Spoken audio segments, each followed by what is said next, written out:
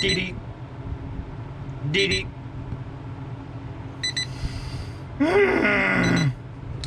Alright guys, so what's up? It's the next day. That is majorly frustrating.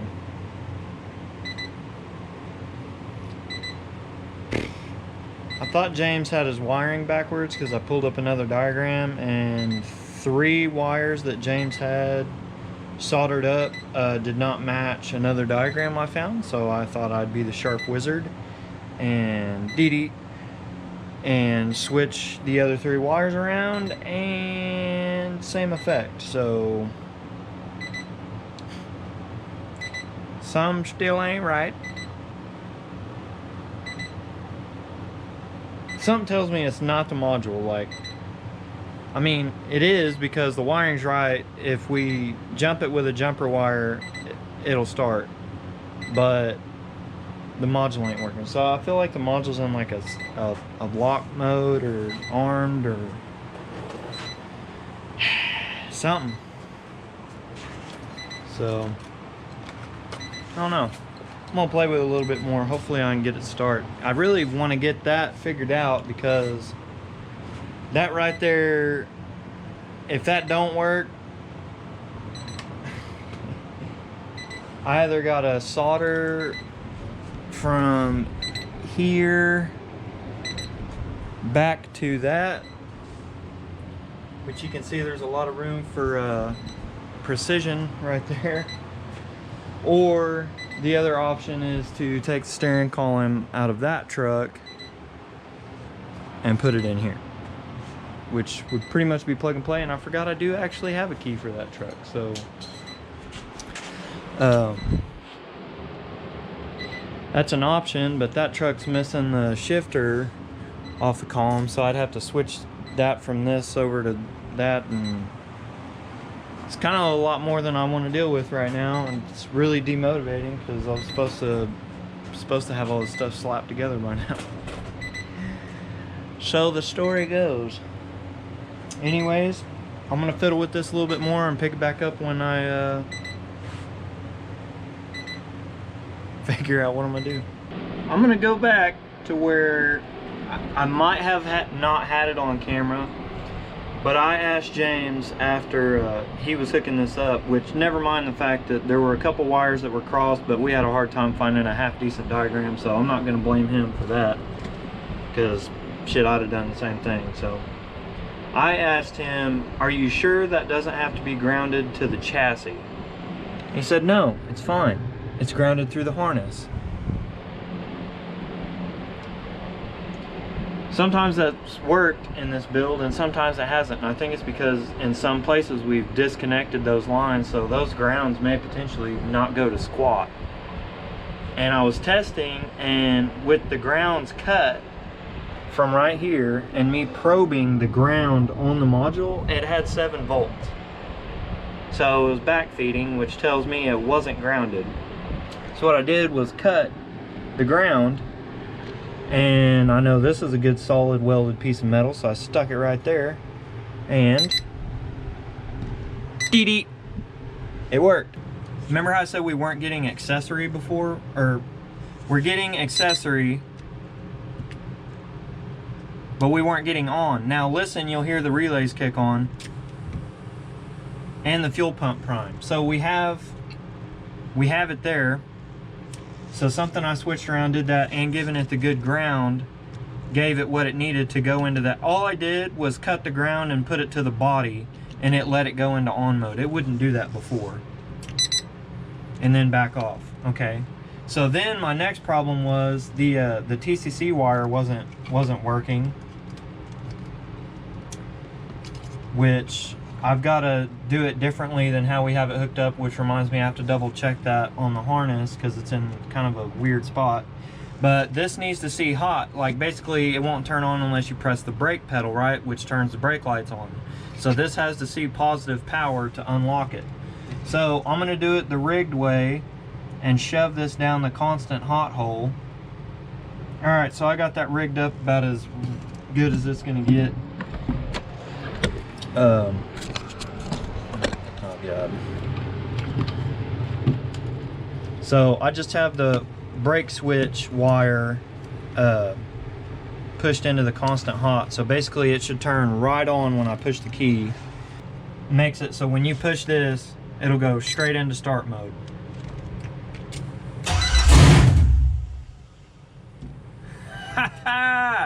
It works, boys. Okay, so off, and imagine the brake is pressed right now.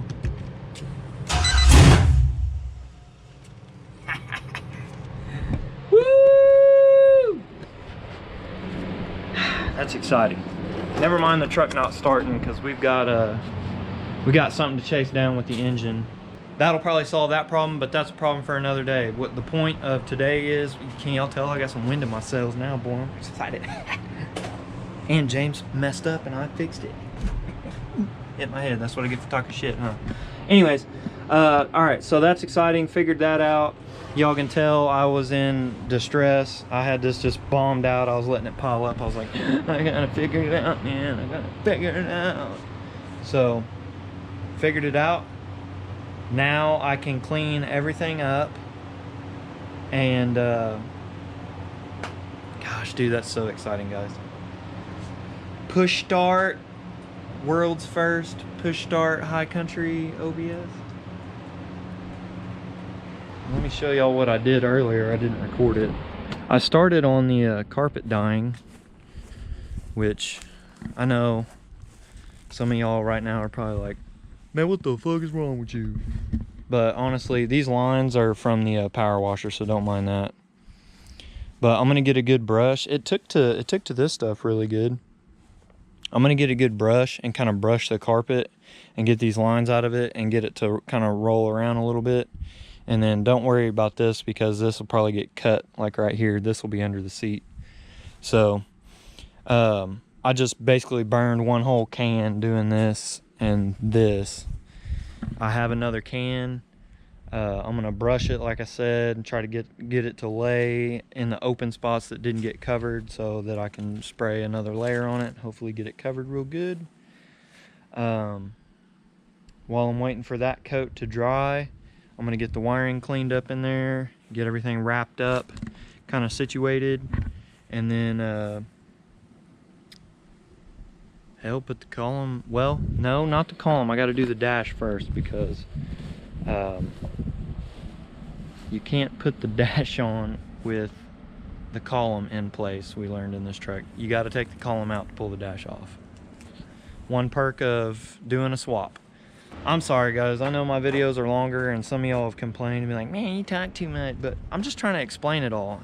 And for the 3 people that talk shit about me taking too long talking, I've had 10 people say, you're one of the most in-depth people, like you actually talk about everything. You show when the shit don't work and why it don't work, and you show trying to fix it, and you pick the camera up all 15 times, you try it again, and then you finally get it. And that's relatable, and I want you guys to see that, especially guys that don't do all this all the time and you're thinking about doing it. I want y'all to realize it ain't peaches and cream 24/7. You can follow the instructions, get the brand new part from the manufacturer, and the shit will not work out of the box. You always got to do something every damn time. But anyways, I'm gonna try to just show little updates here and there on this video. All right, guys, so it doesn't look like I did much, but I made quite a dent. Real ones know, y'all can tell. I got all of our wires that came to the new harness. I kind of wadded up all the excess, got everything bundled up. I'm gonna leave it long, like I would have done like this and got it a little tighter, but I'm gonna leave it like that for now until I get the dash. I need to at least set the dash in here once to figure out which part of the glove box I'm going to put the ECU in, and I've got to make some little tabs to kind of mount that. And then I got to mount the fuse panel down here somewhere, and then the OBD2 port, it'll be up in the glove box somewhere. But got that all twisted together. It's all one thing. Tidied up this whole line. I got everything zip tied up. all the extra stuff, the transmission module and all the extra gauge wires and all that came from the 95, cut all that out. Bundled those up here, capped them all with some heat shrinks, and then folded it over and put this big cap over it, keep them from shorting out just in case any of them get hot at some point. They can't ground out and catch fire. Got all that zip tied in some way or another along this bar. That'll be nice. This is a ground for the blower motor that I had to cut when we took it out the first time, so what I'm going to do is put a ring terminal on it. I'm going to try to ground it to this bar since it is bolted to welded tabs to the chassis. It should ground. I'm going to try that. If we do that and then the blower motor don't work, then I'll ground it down here kind of where I did the computer and go with that. Other than that, that's about as far as I got, which don't look like much to probably most of you, but to me, I know that it was stuff that needed to be done, and it's kind of time consuming type stuff. So got that done. I'm gonna call it a night, so I'm going to spend some time with my wife before she has to go to work tomorrow. Since I'm off for the next 2 days, I'll go ahead and cut out of the shop early tonight, and then try to get up as soon as I can tomorrow. Try to get up early and get out here, and since nobody will be here all day, I won't have any distractions except my own brain and ADHD, and we should be able to get quite a bit done.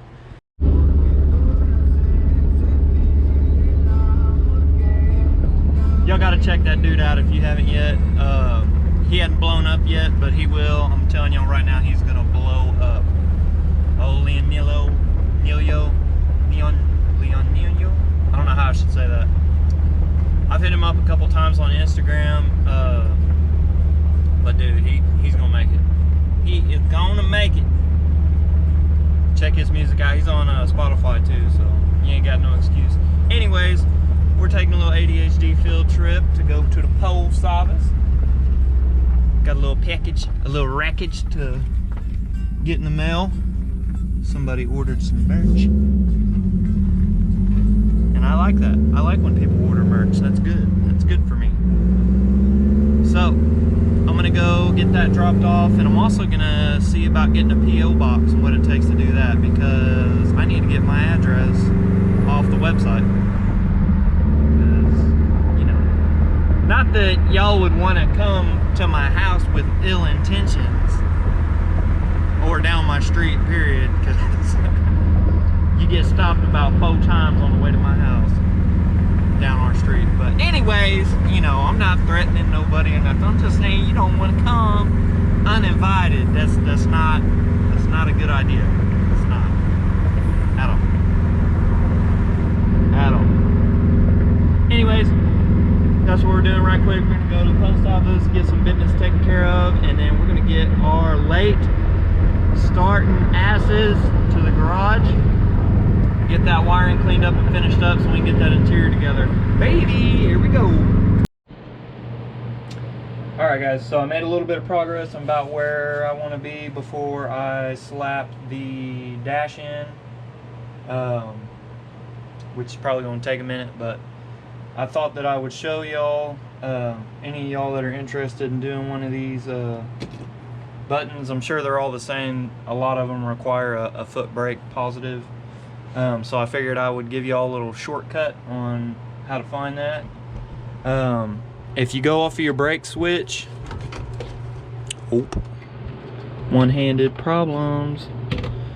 Alright, so if you go off your brake switch, it is actually conveniently mounted behind this, which unless you are the size of an ant, you are not going to be able to get to. And if you can, good for you, you're magical. Be sure to brag about it in the comments, because I don't know how in the F you're supposed to get to that back there. But anyways, it also comes to a little quick connect up here, conveniently for us.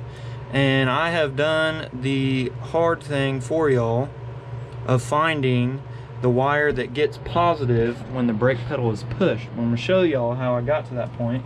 So if any of y'all are new to using a multimeter, this is what you're looking for. So we're grounded out here. We do, I don't think, let me, I actually want to check something. I don't think that, yeah, see, it has voltage whether the key's on or not, so we don't have to have that. I do wonder. Yeah, okay, so I can hear the relay clicking for the brake pedal. So you don't have to have power, you just have to have your battery hooked up to do this test. You don't have to have the key on or none of that. But anyways, 9 times out of 10, I'm gonna put the light, let's see, can y'all see that? Barely. Let's turn the light on and see if that helps. Alright, so you got 7 wires here. These 2 browns go together. We're not worried about those. Orange, 9 times out of 10 on these OBSs is constant, which we're shoved up in there, and what do you know, we got 12 volts. So that's our constant. Let's check this green. Nope, it don't do nothing. Let's leave that shoved in there. Let's press the brake pedal. Nothing happens. Let's go to the next one. That means that wire's for something else. What do we got here? Nothing. That's also green with a white stripe, so we're not sure what that is. Probably some kind of relay formality. Let's go on this purple wire, which purple is TCC. We got 0.18, we push the brake, we ground out. That's not in there good, it should say like 12 something. Or wait, it's not armed because the key's not on. Let's turn the key on. Nope. Okay, hold on now. Let's learn together here. Key's on. Now it's in the on position. Okay. So when we're in the on position of the key, we get 12.35 on the purple terminal, and then when you push the brake, you lose voltage. That's your TCC wire. That is what tells something in the transmission to let go of the torque converter when you push the brake. That way it doesn't stay, the transmission doesn't stay engaged while you're, somebody in the comments will explain this better, but that's your TCC wire. So we did get a reaction when we pressed the brake, but we got the one we didn't want. This wire actually grounds out when you push the brake. We don't want that. For this, we need a wire that goes hot only when the brake is pressed. So let's keep looking.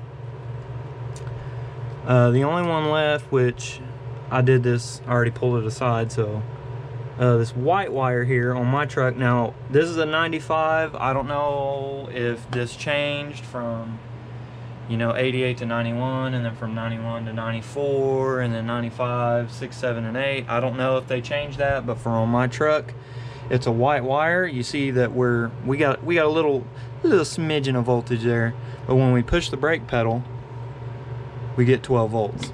Let go, 12 volts. That's what we want. Let me double check. Okay, the key is off. Still goes hot. Does that make sense, guys? So, and your brake, if you don't mess with that, if you don't cut a wire and doing all of this, that should work whether the key's on or not. As soon as the battery's connected, that should work. Your brake light should work. So, our white wire is what we need to tap into with this wire from our unit. All these are going to be different, I'm sure, but they want you to hook up a, ooh, it armed. That's awesome. You need, almost all these, they need a wire. If you ever hopped in a new car with push start, what do you have to do to get it started? You can, okay. Still got to learn what all the beeps mean. If you get in, push the power button, it'll go through accessory, on, and then it'll go back off until you push the brake. So this is what you're doing right here. You're making that happen. You're finding the wire that in your vehicle goes hot when you press the brake. We found it to be this white wire here, and then now what we've got to do is connect the sensor wire for our push start module, connect it to that. I'm going to go the easy way and T-tap that because it's kind of up and out of the way, and yeah, we're gonna put a T-tap on that because I'm a T-tap guy. And if we ever have a problem, I've been through enough of the electrical on this truck that when something goes wrong, I'll probably know exactly what went wrong. And since I know that I only T-tapped the ignition wire to the ECU, and oh, that's just turning on, and I only T-tapped the brake wire, I know what's up. So there's that, guys. Little smidgen of tip for you. I'm gonna try to cut through all this and get it cleaned up, but